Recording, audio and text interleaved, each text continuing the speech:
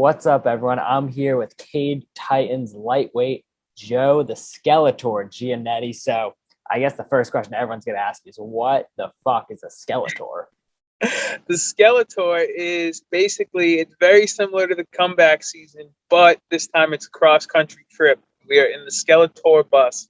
So we bought a short bus, we converted the inside, we put a shower, a sink, a stove, and a bed. And I put my dogs in the bus, and I drove from Massachusetts to California to train at AKA.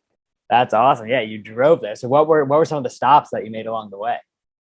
We stopped in New York a couple times, and then we stopped by Cleveland. We tried to go to Machine Gun Kelly's coffee shop, actually, but that place was bumping. There's really not a lot of parking for a short bus in the middle of Cleveland. And then, honestly, just a bunch of parks and lakes, like some really good scenery. And in Nevada, I discovered this place called the Salt Flats. It's literally just like one side of the desert is just covered in salt, and people like stop and walk out, and they just like walk through this desert of salt. You can like drive your car out in there, but it was crazy. The whole place is white. So that was just a cool thing I didn't think I was going to find. And then we just tried kind of beelined it to California as fast as we could. That's awesome. So being on the bus for that long, like, was there, did you get tired of the people were you with? Were you uncomfortable? Was it pretty much smooth sailing the whole way? It was pretty smooth sailing until I got to Iowa. So actually, I was halfway through Iowa, and I was going like 75 or 80. First of all, the speed limits out in the West are completely different. Like Massachusetts, it's 65 everywhere. Like Ohio and Iowa, the speed limit was like 70, 75. I wasn't ready for that. But so I was doing like 75, 80, and one of my back wheels came flying off while I was driving. Yeah. And I thought I got it flat because it kind of made like that noise, and it was actually like my back axle grinding into the road. And I looked out the window, and my wheel was bouncing by me. So immediately I was like, what the hell's going on? And it bounced into the woods. It almost hit two cars. Thank God it didn't. It bounced into the woods, but it was so far I couldn't even find it. And luckily the bus just kind of pulled over to the side of the road. And I pulled over, I got out and looked, and the axle had like ripped up the concrete on the side of the road. And I eventually got towed out to a garage. But this was on July 2nd. So it was 4th of July weekend. Nobody was open. They were closed until the 6th because on the 5th they celebrated the 4th. And then on the 6th they showed up. They fixed everything. They ordered me a new wheel. Because the bus has double wheels in the back, they ordered me two new wheels, but they ordered the wrong ones. So I had to stay for another night. And so this whole 4 or 5 day experience, I'm camping in front of a garage in the bus with my dogs, and I was just walking into town like a mile up the road to get gas for my generator and like food. Luckily, I had enough dog food for them, so I didn't even have to find any food for them. But I was just taking trips in and out of town to like get supplies. Yeah, I feel like one day I can see Dana White being like, "So you want to be a fighter?" This guy got stuck for 5 days in the middle of Iowa. Yeah, man. I didn't think I was going to be spending that much time in Iowa. But obviously it was like next to the highway, so there was like nothing in sight. It was this little town, and then the garage I was at, and that was it. It was all farmlands. Shit, man. Well, good thing you survived that. Yeah. So you made it to AKA and you're training there now? Yeah, so I got there a couple days later, and I've been here since. I've been here for probably 3 weeks now. I don't know. I've been losing track of time, honestly. It's just like in and out of the gym every day. Yeah. So how has the training been going there compared to where you were at before? It's been going really good, man. I've trained with the Russians before when they're out here, Khabib and all them, but this time I got to train a lot closer. Last time, the only time I trained with Khabib, he was getting ready for Connor, so I was kind of just like his punching bag, trying to be like a long lefty for him to beat up. But this time, whereas he's coaching now and he's got his other guys training, I've been training with them and learning with them instead of being the guy getting beat up. So that's been really cool. And everybody here since the last time I've been here has gotten so much better, and it's been crazy to see that. And I also feel like I've been doing better with these guys, so that just shows that I am improving like I've wanted to in the last year. Yeah, that's definitely a great crew to train with. I think what's Khabib this year as a coach, like 6-0, 7-0. So yeah, I mean they had their 3-0 sweep last weekend at Bellator. Yeah. I mean, he's been doing insane. Yeah, that's awesome. So you said you were one of Khabib's punching bags for what his training for the Conor McGregor fight. what's it like to go with him when he's in war mode like that? What's that experience like? It's a crazy experience for multiple reasons. Like, first of all, he shut down everything. It made me feel like I never trained a day in my life. But at the same time, he's not trying to kill you. You know what I mean? Like, he wasn't trying to like knock me out with punches. He wasn't going too hard, but he was beating me up and dominating me everywhere.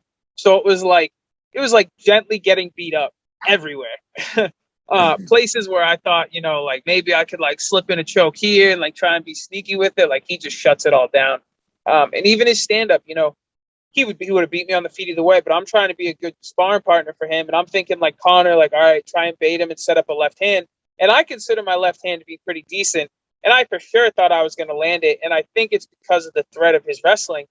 I was hesitant to throw it. And even when I did, he was out of the way and on my legs.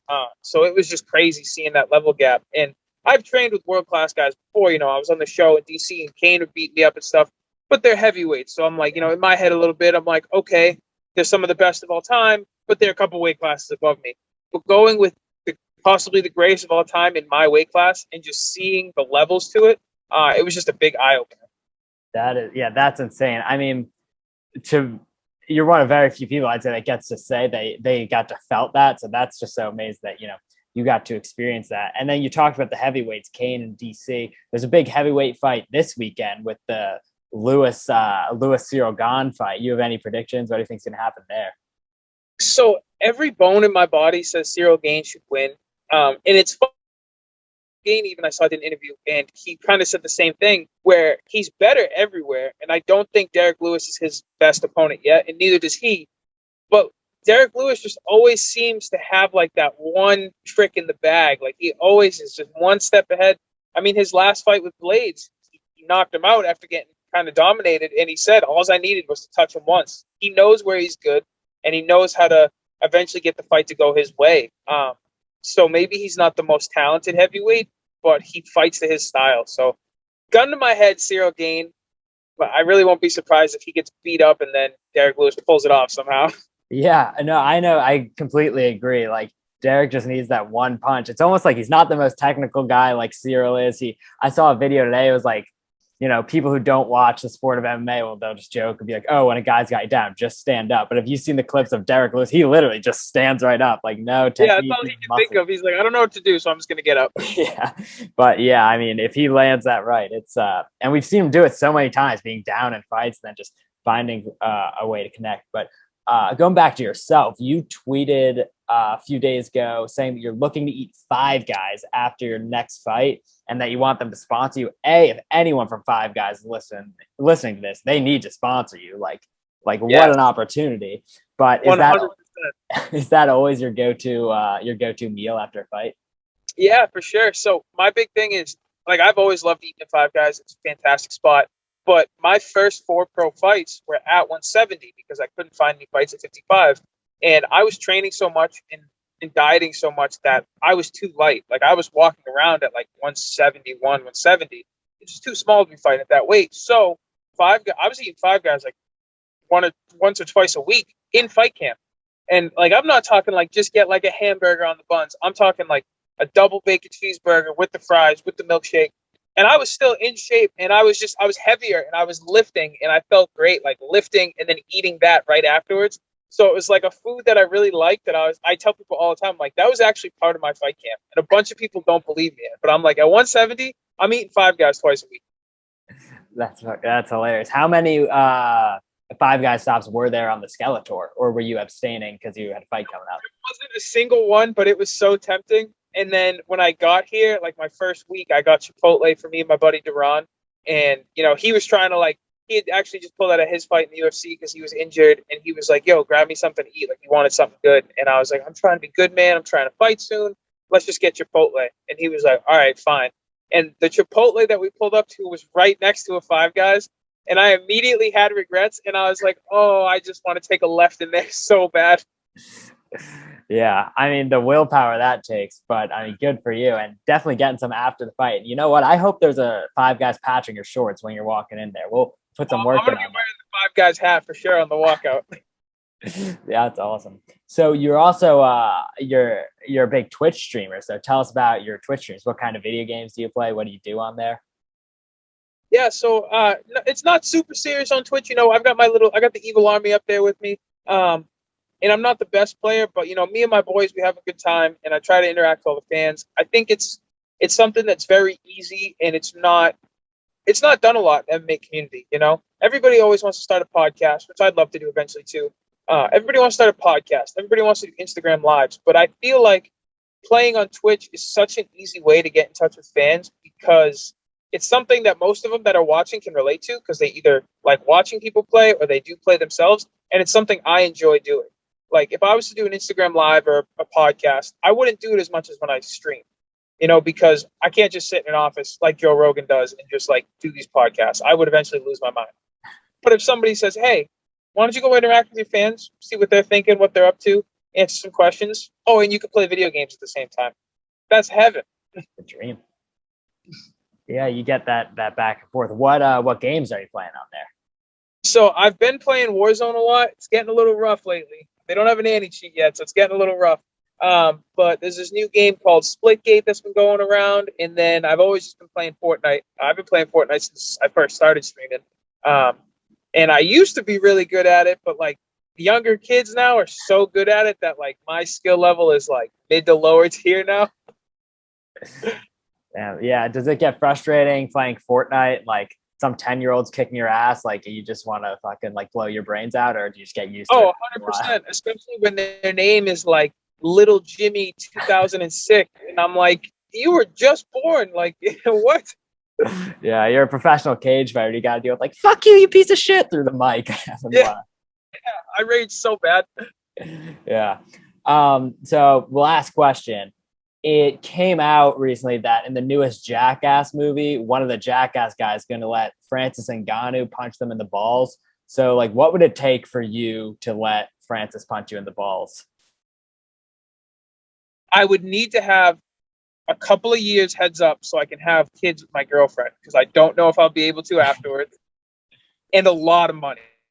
Like a lot of money. I think I would be vomiting instantly on impact. That sounds like the worst thing they've ever done on Jackass. And God, yeah, you're definitely not having kids after a Francis. No chance. Yeah, well, you're fighting on August 28th, Cage Titans. Last words before the fight? Oh, you cut out for a second. Sorry. I'm sorry. Yeah, you're fighting Cage Titan. You're fighting at Cage Titans on August 28th. Any last words for the fight? Why should we watch? What are we going to see in there?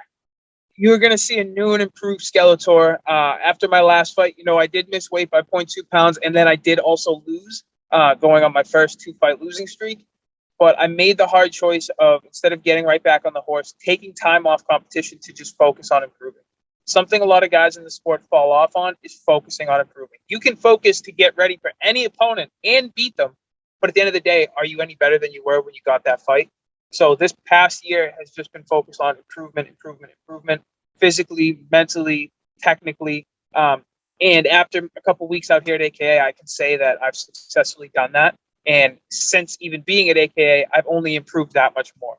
I came out here before I even had a fight booked, and I've kept improving.